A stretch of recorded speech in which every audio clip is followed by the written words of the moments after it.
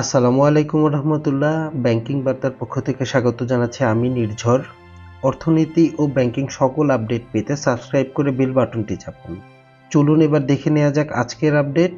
দুর্বল ব্যাংক নিয়ে চূড়ান্ত সিদ্ধান্ত। ব্যাংক ও আর্থিক খাতে এখন পর্যন্ত যে সকল পদক্ষেপ নেওয়া হয়েছে তাতে সংকট সামাল দেয়া গেছে, কিন্তু সমস্যার সমাধান পুরোপুরি হয়নি। ব্যাংকগুলোর পর্ষদ ভেঙে দিয়ে লুটপাট বন্ধ করা গেছে।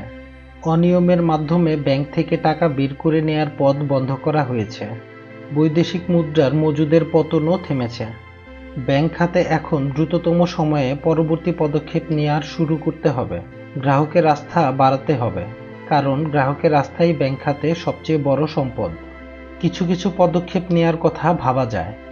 এর মধ্যে আছে, যেসব ব্যাংকে সমস্যা আছে, যেগুলোর ঘুরে দাঁড়ানো বা গ্রাহকের চাহিদা মেটানোর ক্ষমতা নেই, সেগুলোর ব্যাপারে একটি সিদ্ধান্ত নিতে হবে। সিদ্ধান্ত হতে পারে অবস্থা বুঝে একীভূতকরণ বা মার্জার, অথবা লিকুইডেশন বা বন্ধ করে দেয়া।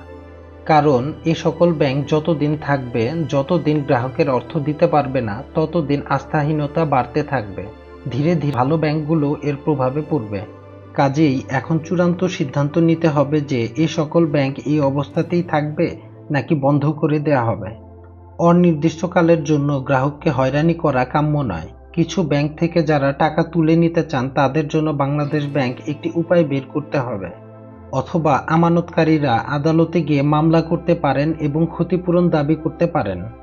বিশ্বজুড়ে যে নীতি নেওয়া হয় তার প্রেক্ষিতে লিকুইডেশন ও মার্জারের ক্ষেত্রে বাংলাদেশ ব্যাংক একটি নীতিমালা তৈরি করতে পারে।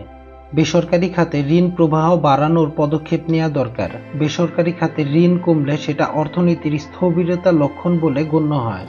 আওয়ামী লীগ সরকারের আমলে ঋণ খেলাপি অনেক বেড়ে গিয়েছিল। নতুন করে যাতে না বাড়ে সেজন্য পদক্ষেপ নেওয়া দরকার। সংস্কারের জন্য সমন্বিত পদক্ষেপ দরকার। স্বল্প ও মধ্যমেয়াদে সংস্কারের পথনকশা তৈরি করতে হবে, যাতে বাংলাদেশ ব্যাংক এখনই স্বল্পমেয়াদী সংস্কারের পদক্ষেপগুলো নিতে পারে। এ সকল পদক্ষেপগুলো নেয়ার কথা ভাবা যায় বলে জানিয়েছেন বাংলাদেশ ব্যাংকের সাবেক প্রধান অর্থনীতিবিদ মোস্তফা কে মুজেরি। সবাইকে অসংখ্য ধন্যবাদ ভিডিওটি দেখার জন্য। ব্যাংকিং সকল আপডেট পেতে লাইক, শেয়ার এবং সাবস্ক্রাইব করে পাশে থাকুন।